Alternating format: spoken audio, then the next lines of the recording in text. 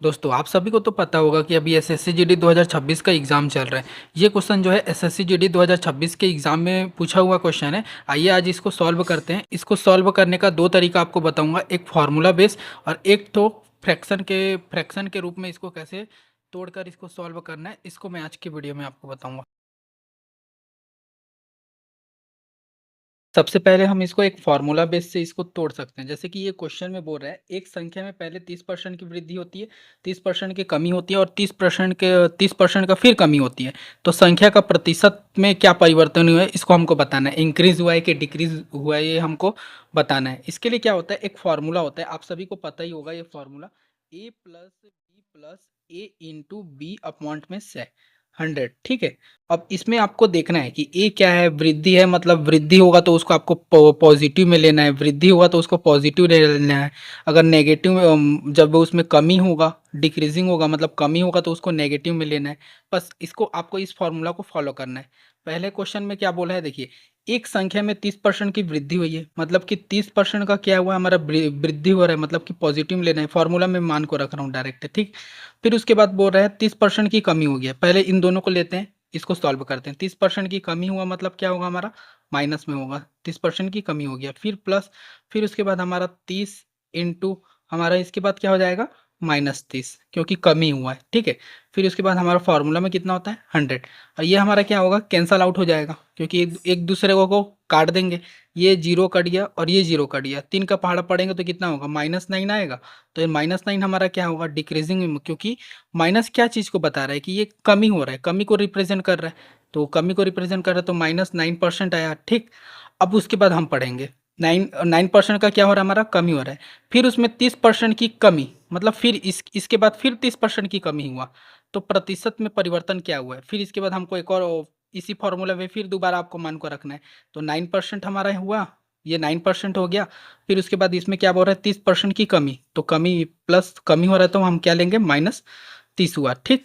अब इसके बाद हमारा फॉर्मूला में क्या होता है, ए का मान कितना है हमारा -9 इंटू फिर बी का मान हमारा क्या है -30, फिर बटे में 100। याद रखिएगा माइनस माइनस का गुणा होता है तो हमारा क्या हो जाता है प्लस हो जाता है। ये कट गया, ये कट गया, सॉरी ये नहीं कटा, ये कट गया, ये कटा नहीं है ना, इसको ध्यान दीजिएगा। इसको जब हम लोग इसको घटाएंगे तो हमारा कितना आएगा 39 आएगा, 39। फिर उसके बाद प्लस हो जाएगा, क्योंकि माइनस माइनस हमारा क्या हो जाएगा प्लस होगा, ये कटा है ना ओनली, आपको इसको ध्यान दीजिएगा, ठीक है। इसको करेंगे तो कितना होगा 27/10। 9 का पहाड़ा 3 बार पढ़ेंगे तो ये कटा नहीं है, 9 × 3 = 27, 27 आया तो हमारा इसका मान कितना हो जाएगा -39 + 27/10 equal equal to -39 plus plus 2.7 equal to क्या हो जाएगा, जब इसको हम इसको घटाएंगे ना तो हमारा आएगा -36.3% आएगा। ये हमारा क्या हो जाएगा डिक्रीज होगा, क्योंकि ये माइनस रिप्रेजेंट क्या कर रहा है, कमी को रिप्रेजेंट कर रहा है। तो ये हमारा माइनस क्या हो जाएगा डिक्रीजिंग, याद रखिएगा, ठीक है। माइनस क्या हुआ हमारा डिक्रीजिंग, मतलब कमी को रिप्रेजेंट कर रहा है। तो इसका राइट आंसर क्या होगा आपको यहाँ देखना है। इसका राइट आंसर जो होगा हमारा ये -3 पॉइंट, मतलब डिक्रीजिंग मतलब कमी को रिप्रेजेंट कर रहा है। इसका राइट आंसर होगा बी। और इसका एक और तरीका है, इसको भी दो, एक और तरीका आपको बताता हूँ इसको कैसे सॉल्व करना है। फ्रैक्शन के रूप में इसको कैसे सॉल्व करना है, जैसे कि 30%, 30% को हम लोग क्या लिख सकते हैं, 30% को हम लोग लिख सकते हैं 3/10 लिख सकते हैं, ठीक। 3/10 लिख सकते हैं। तो पहला हमारा क्या हुआ है कि पहला में हमारा 30% की वृद्धि हुआ है, तो 10 से हमारा 30% की वृद्धि हुआ,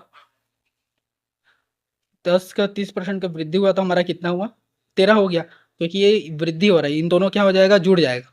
10 से क्या हुआ 13, ठीक है। फिर उसके बाद हमारा क्या बोल रहा है वृद्धि हुई, फिर 30% की क्या हुआ कमी हो गया। तो 30% की कमी हुआ मतलब 10 से 30% की कमी हो गया, तो इसको घटाएंगे तो कितना आ जाएगा हमारा 7 आएगा, ठीक है। कमी हुआ है, कमी को तो रिप्रेजेंट कर रहा है, मेन हमारा 10 है, 10 में से 3 घटाएंगे तो हमारा क्या हो जाएगा 7, कमी को रिप्रेजेंट कर रहा है। फिर उसके बाद हमारा बोल रहा है क्वेश्चन में कि 30% की फिर कमी हुआ, मतलब 10 से 7। अब ये क्या करिएगा, अब सभी को इंटू कर लीजिए, 10 × 10 × 10, फिर उसके बाद 13 × 7 × 7, तो 10 का गुणा 10 इसका करेंगे तो हमारा कितना आ जाएगा 1000 आएगा, ठीक है। अब 7 7 × 7 = 49, 13 × 49 इसका मल्टीप्लिकेशन करेंगे तो हमारा कितना जाएगा, ये हमारा जो आएगा 637 याद रखिएगा, ठीक है, 637 आएगा।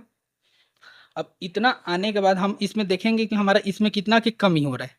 आपको हो रहा है ना, 1000 में 637 हो रहा है, तो कितना कमी हो रहा है, 363 का कमी हो रहा है, ठीक है। 363 का कमी हो रहा है, किससे हो रहा है, हमारा 1000 से हो रहा है। इसका परसेंटेज आपको निकालना है, 1000 से हो रहा है, फिर इंटू 100, ये दोनों कट गए जीरो, तो इसका कितना हो जाएगा 36.3। तो क्या हो रहा है, हमारा कमी हो रहा है, ठीक है, ना कि वृद्धि हो रहा है, कमी को रिप्रेजेंट कर रहा है, याद रखिएगा। देखो इसमें आपको इसको कैसे पहचानना है कि इसमें क्या हुआ है, कमी हुआ है कि वृद्धि हुआ है। देखो 1000 है आपके पास, मान लीजिए आपके पास 1000 रुपये है, अब बचा आपका 637 रुपया, तो आपका क्या हुआ, कमी तो हुआ है ना। 1000 था, अब ये जो है 637 रुपये हुआ, तो अच्छा अब क्या हो रहा है, ये कमी को रिप्रेजेंट कर रहा है, तो इसका राइट आंसर क्या होगा 36.3%। या तो ये फार्मूला बेस, या तो इस फार्मूला को याद कर लीजिए, या तो आप ये फ्रैक्शन से आप इसको सॉल्व कर सकते हैं। फ्रैक्शन वाला भी आसान है, आप कैसे भी इसमें बोले क्वेश्चन में 4 दे 5 दे तो आप इसको आसानी से सॉल्व कर सकते हैं। इन दोनों को याद रखिएगा, ये SSC GD 2026 में पूछ चुका है।